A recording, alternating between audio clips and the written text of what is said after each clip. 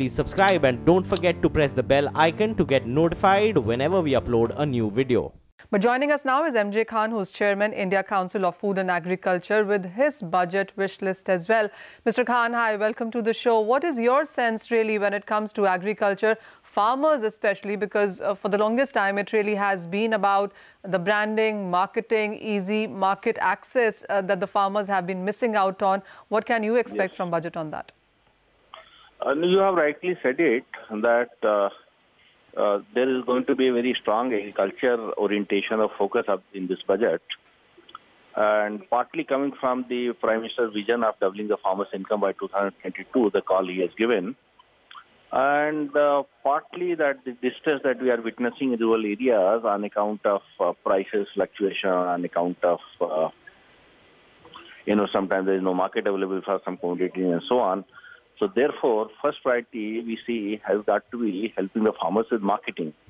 So ENAM has been done, but only about 500 mandis have been covered. So I think expanding ENAM is one, but going beyond that is the need of the hour, which is helping the farmers do the branding and marketing of their farm produce.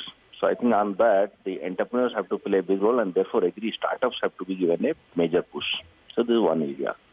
The second is how to ensure that farmers get higher productivity than what they are getting across the crops, and therefore the role of the seed and weed is very important. So my wish list is that if there are 50,000 seed villages created in the country, so farmers will get the quality seed and they themselves will get into the seed production process, which will help them make money.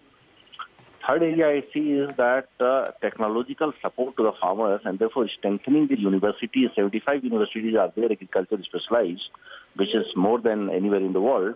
But the condition is not good. Funds are not available for the new things or research has to be done, except it goes into infrastructure and paraphernalia and salaries. So therefore, 100 crore at least per university has to be budgeted, and there was some discussion on that how to strengthen the agriculture universities in order to help the farmers with technologies.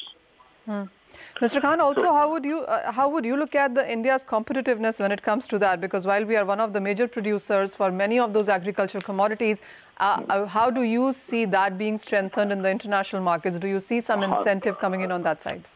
I think there is a very promising picture in the sense that India across the crops is faring below the world average, and when pitched against the world's top 5 producers, then it is further low on competitiveness.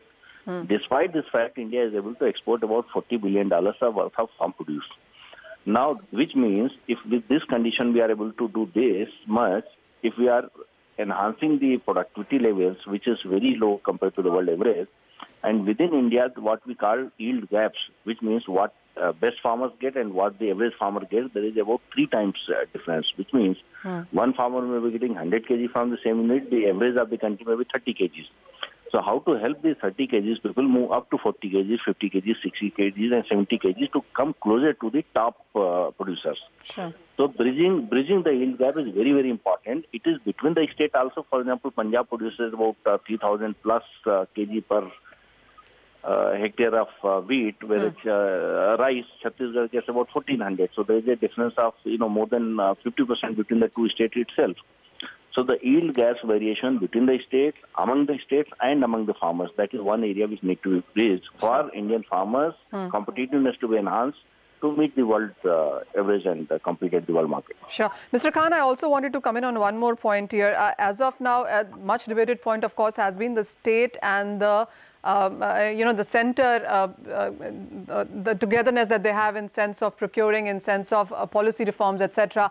As of now, we understand it is 60-40. Anything that you're looking on that, on changing as well? I think this is a very, very important point, and for a long time I have been taking up this issue that agriculture is a state subject.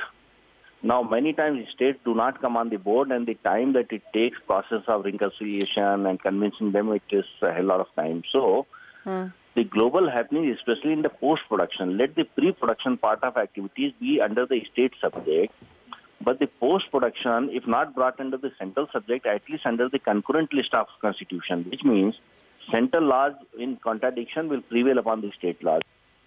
Post-harvest management, marketing, logistics, processing, export, anything which takes place after the harvest should be brought under the concurrent list of the constitution for rapid-paced reforms to be driven by the central government in order to meet, with the global challenges and so on. So I think this is very, very important. That structural reforms is required, and the biggest aspect is that how post-production activities to be grouped into and brought under convent list of the people. That's a very valid point you've put across, Mr. Khan. Thank you so much for joining us with your top wish list there on budget when it comes to agriculture and food.